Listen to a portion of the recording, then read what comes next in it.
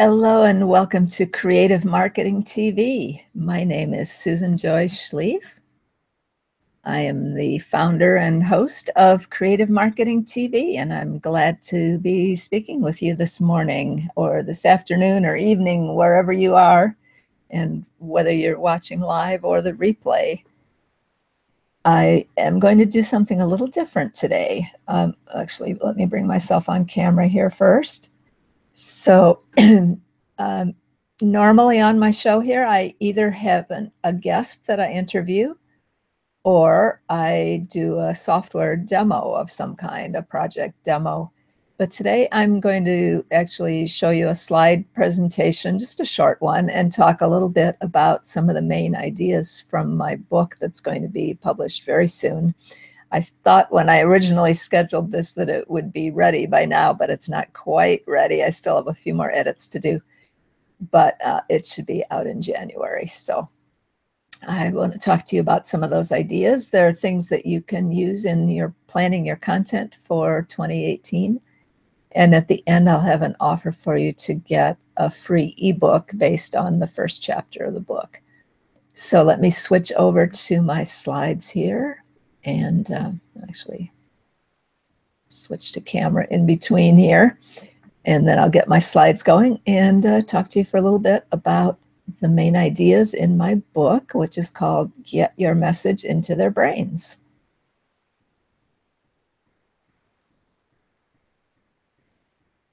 So I think this is going to show correctly now, hopefully. All right. So as I mentioned, the title is Get Your Message into Their Brains. The subtitle is, excuse me, Neuromarketing Secrets for Content Marketers. And today I just want to talk a little bit about some of the main ideas. So let's see here.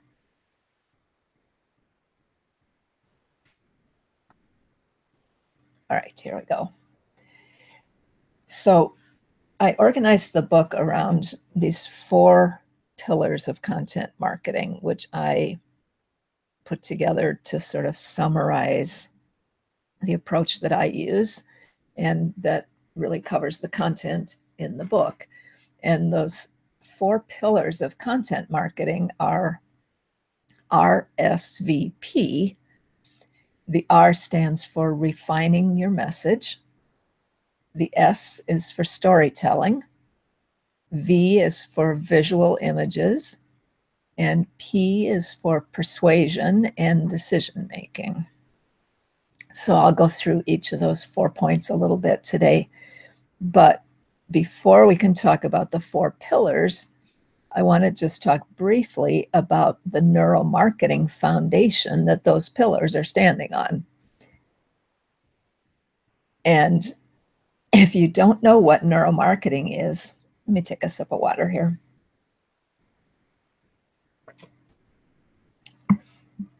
Neuromarketing is the study basically of what makes people buy, how people make decisions. And there have been dozens of books written about neuromarketing in the last 10 years or so. Neuromarketing has been, for the most part, something that's only available to big companies with lots of money to spend on the research. They've set up huge laboratories with lots of expensive equipment, and then they'll show them different ads or different, and a lot of it's done with ads actually. And then they'll register which parts of their brains respond to what. And you know, the scientific part about which part of the brain lights up when you do X, Y, and Z, that doesn't interest me so much. But some of these books that have been written about the conclusions from those studies, that's more interesting to me, because then you can get basic principles to use in your communications. Some of this actually has been going on for decades before that in terms of cognitive research, which has more to do with how people learn. There's not a huge difference, although there is some difference between how people learn and why people buy and how they make decisions. But they're related because especially when you're doing content marketing, you have to give people information about the ideas that you're teaching or the method that you're going to share with them. Those ideas, they have to process those mentally before they can really understand what it is that you're offering and then make a decision about whether they want to do it or not. So there is some application really for the cognitive principles, although it's a little different because cognitive research has more to do with teaching, where you want people to remember the information long term. So part of it has to do with how information gets transferred from our short-term memory to our long-term memory. And that part's not so important with marketing, because you really just need people to understand it long enough to make a decision about your purchase, or your offer rather. So anyway, that's just a brief explanation of what neuromarketing is and how it might be different from cognitive research. But there are lots of different principles that have come out of that neuromarketing research that's been going on for 10 years or so, mostly with big corporations.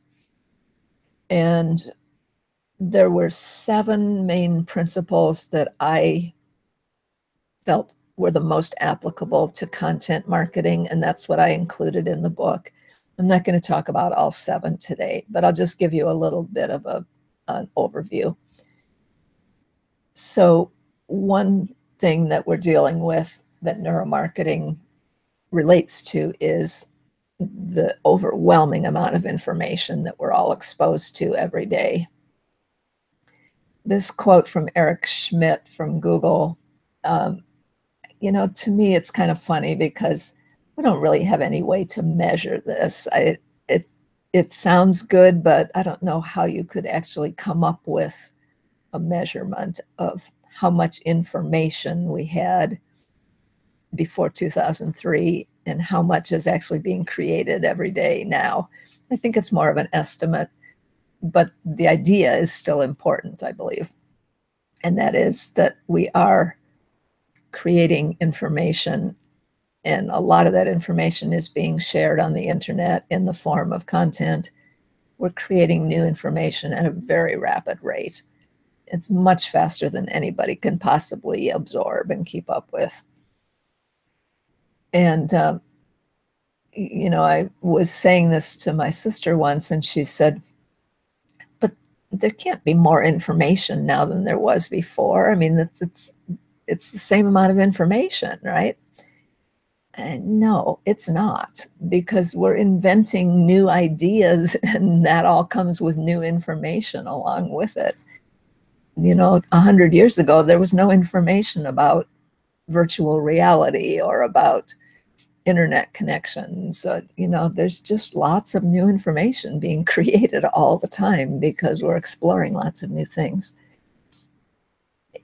And then on top of that, even the information that we had before, sometimes we didn't know because we didn't have access to it. So the fact that everything's available now on the internet, well, lots of things are available. We can't say everything, I guess. It just means that we have so much at our fingertips that it is overwhelming. And then this one I just really love. The Devil's Dictionary is a really funny book that was written actually quite a while ago. But this definition of brain is the apparatus with which we think. So really, a lot of one of the basic premises of neuromarketing is that most of the processing that goes on in our brains happens at a subconscious level. And even though our conscious brains are busy thinking about, what's on the internet, what's on TV, what we're doing for our jobs, there is so much more happening at a subconscious level. Most of us don't pay any attention to that. That's why it's subconscious, right?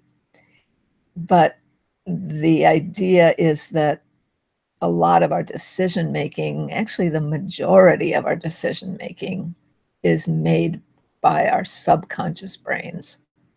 We may think that we're making a rational decision with our conscious brain, but really what's happening is more at a subconscious level. And then the subconscious brain passes that decision on to the conscious brain. And then part of what our conscious brain's job is to do is to come up with a rational explanation for why we're making that decision. So that's kind of the premise of where we're going with all of this with neuromarketing is how can we communicate our content, our message with people's brains so that it affects them at a conscious level. They can rationally think about what we're explaining, but so that it also gets in at a subconscious level where those decisions are actually made. So the first pillar that we want to talk about is the R for refining your message. And one of the reasons it's so important to look at this first is because of that slide we just looked at with the overwhelming amount of information, right? Our brains actually need to process information in a certain way that lets us create a structure for it as we're studying it and learning it. And if someone is just throwing lots of information at you, it's very difficult to know how to process it and where to store it in your mind and how to relate it to other information that you already have. All that kind of processing goes on in your short-term memory. And before you can actually transfer something from short-term memory to long-term memory, or even before you can make a well-informed decision about it, you have to be able to process it in relation to what you already know. Now, you can help your prospects process that better if you organize your content well, so that it's easier for them to know what the main points are.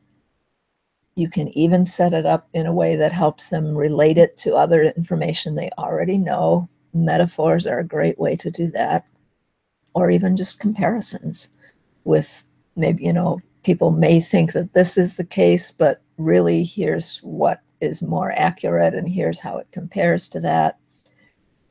So that's often a good way to do that is by comparing what you do to what your competitors do. So another point in terms of refining your message is to make sure that you let people know clearly where you're going with the message. What's the goal? What are we trying to get to? And as Yogi Berra said, if you don't know where you're going, you might end up somewhere else. And that's true for your audience as well. If you're not very clear with your content about where you want them to go, what the main point is that you want them to learn, then they may get something completely different.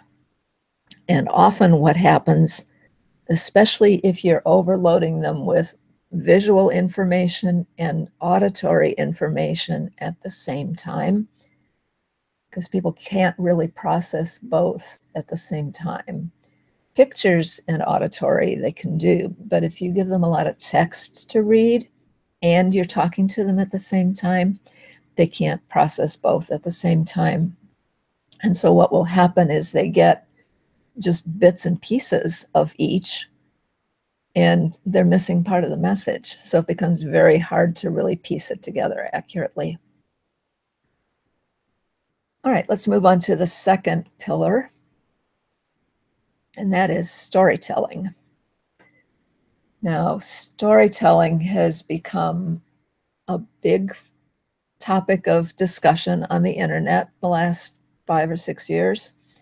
It's very widely talked about in business as well. And that's there are good reasons for that, because storytelling is really important. It's the way that it's the best way for people to learn almost anything is by listening to a story about it, because we've been listening to stories for millennia. That is how the human brain really is designed to take in information. And traditionally, that's how people did pass on information, was by telling stories. We stopped doing that so much when we got into the scientific era and when books became more popular and we started printing everything. But there's no reason that we can't include stories when we put information in books. So it's important to remember this, that almost any information that you want to share could be framed in terms of a story. There's a quote that I have in the book that I didn't include here that says, even if you have a graph that you're trying to share in a meeting and it shows a graph about statistics about your business, there's still a story behind those statistics. So by finding the story in the message, you can make it more appealing and help your prospects' brains actually absorb the information better, because that's how our brains are designed, is to take in information through stories. The other thing is, when you make it a story, it helps to lower people's resistance to whatever message or guidance you're trying to give them, especially if they think that you're going to try to sell them something or persuade them to do something that they might not want to do. A story can help to overcome that resistance, because it's just a story. So when people are listening to a story, they relax and listen to the story. So your story in a business presentation doesn't have to be like watching a Disney movie, but there are ways to put just enough of a story element in it, in the way that it's framed, that it does make it sound more entertaining and easier to follow, rather than if you're just sharing a bunch of facts. Facts are actually pretty dry and boring. And it's odd, because we tend to think in modern society that stories are made up, but that facts are factual, right? They're solid. But from our brain's perspective, really the opposite is true. When we're listening to a story, we can relate it to our own lives. And so it's much more real, whereas facts are very abstract, and our brain really considers those to be less real than a story. So I have a couple quotes here to share about stories. First of all, a story needs to be about the person that's listening. Otherwise, they're not going to listen. So if it's not something that your audience can relate to personally, they're probably not going to pay much attention to the story. So it's always a good idea, when you're creating a story to share as part of a presentation, to make your audience the hero of the story. It's not a story about you, it's a story about them. And we can also think about storytelling as just putting facts in a sequence and making connections between them.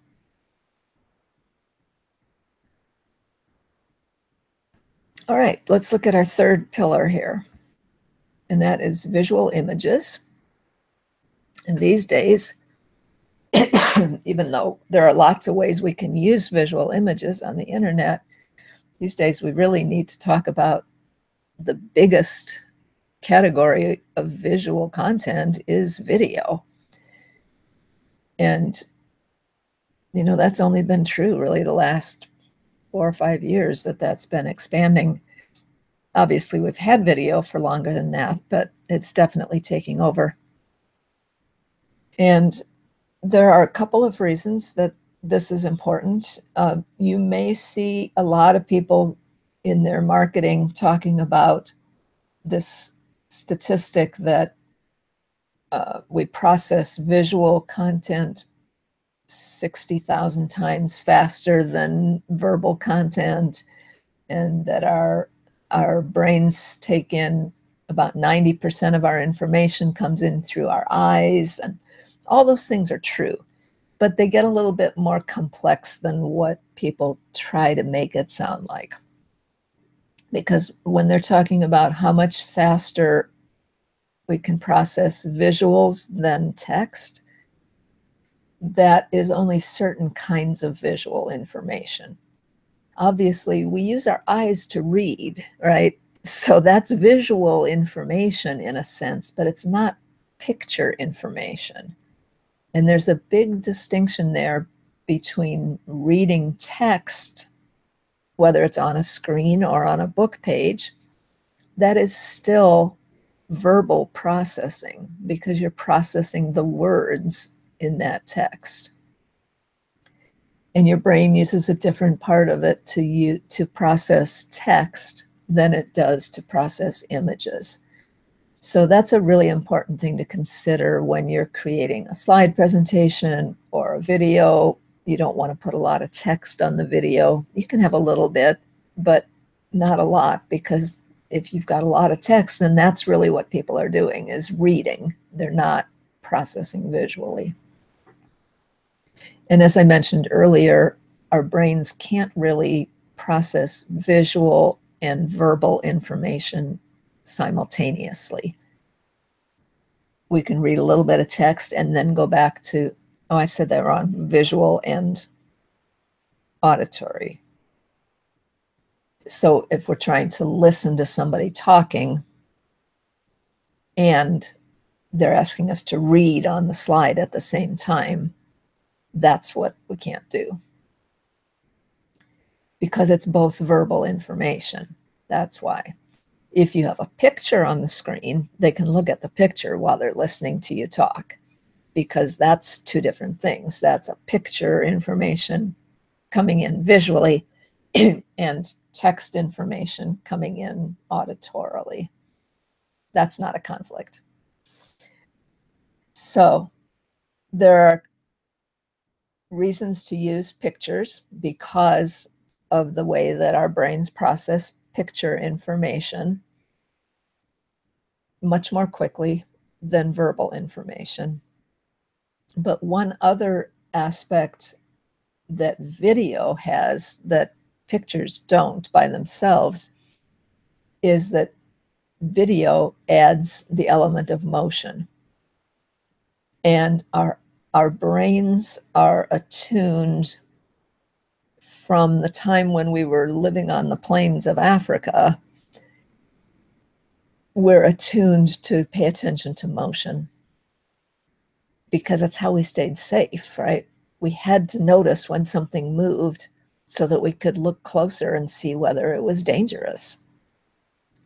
Obviously, that need isn't quite so important now. But our brains still work that way, that we still pay attention to motion. So that is the thing that video adds that pictures don't have. But as you can imagine, it makes a difference what kind of video you're creating then. If you want to take advantage of that motion element, then you need to have motion. You need to not just have a talking head video where somebody is sitting in front of the camera and talking to you. There's not a lot of motion there. And another one that's popular is when people just put black text on the screen and maybe a little picture here and there.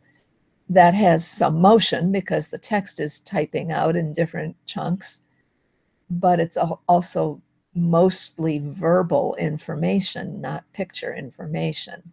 So that's harder for us to process as well. So really with video, you want to have visual picture information and some verbal information. The best is to have the verbal information spoken and then the pictures on the screen.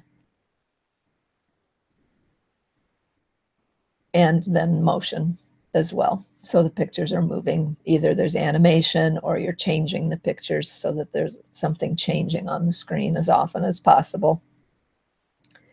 All right. And then the last quote here again from Disney about animation. And it really is a powerful means of communication because of those things I just discussed, you know, that it has the motion appeal that catches our eye. All right, and then let's wrap up here by looking at the fourth pillar, persuasion and decision making. I still keep thinking, you know, it would just be easier to just put persuasion there, but it's really about more than that because we have to understand that part I talked about at the very beginning, that the decision making is happening at a subconscious level. So when we talk about persuasion, it's not that we're trying to rationally persuade someone to do what we want them to. We have to include that element, but there has to also be the element of subconscious communication that helps them make a better decision. And then this is where our ethics get involved, because really understanding all of this neuromarketing information can be used to persuade people to do something that's not in their best interest, but that would make you money or give you more control or whatever. Some of these principles are things that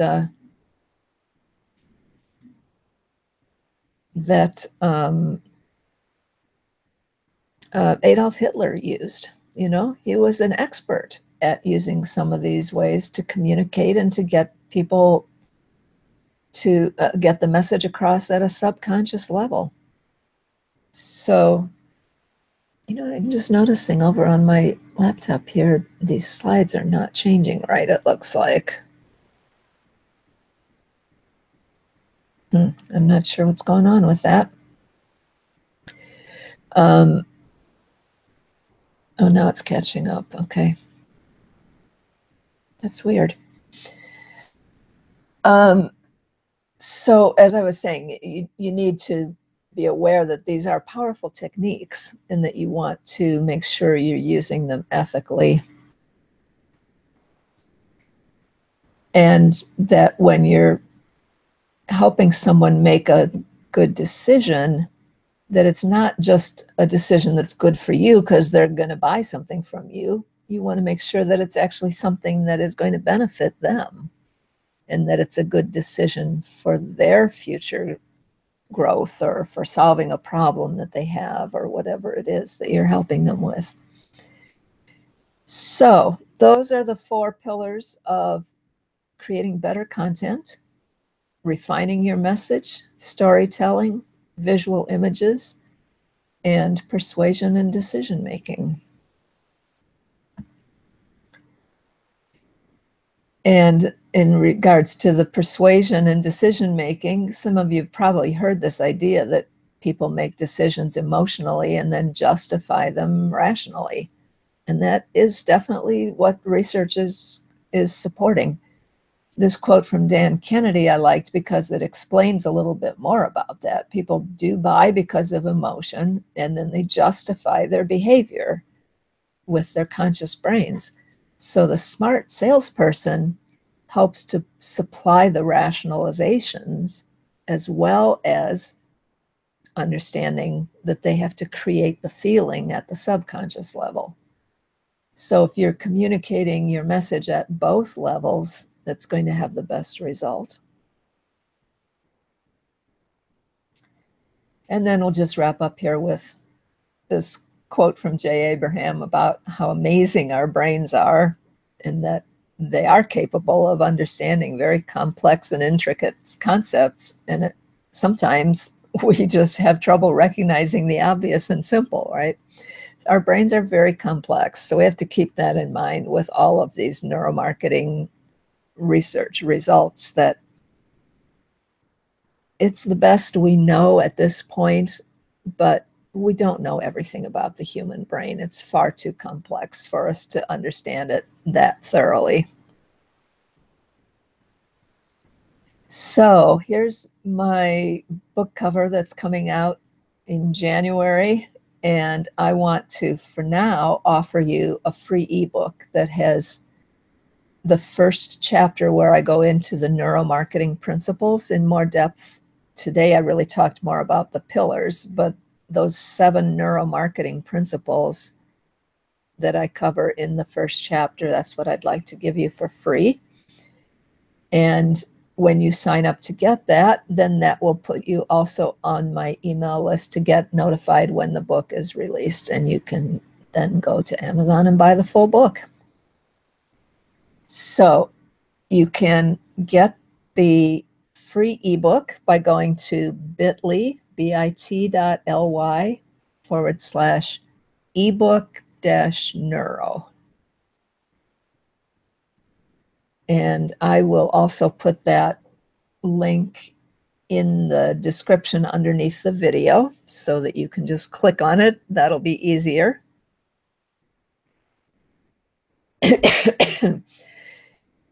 But that ebook will give you, like I said, the 7 neuromarketing principles that are the foundation of the rest of my book. So let me go back to webcam here to close things out. And thank you for watching and listening. And if you have any questions about what I talked about today, please leave them under the video and I will definitely get back to you. And I hope you'll check out the ebook. And then eventually when the book gets published, hopefully you'll buy that too. But for now, the ebook is yours for free at bit.ly/ebook-neuro. You can look for the link in the description under the video. All right, thank you. Holidays coming up. Some of you are already celebrating Hanukkah, so happy Hanukkah. Next week we have winter solstice for those who celebrate that, and Christmas and Kwanzaa. So whatever holiday you celebrate, I hope you have a happy one, and I will see you in the new year.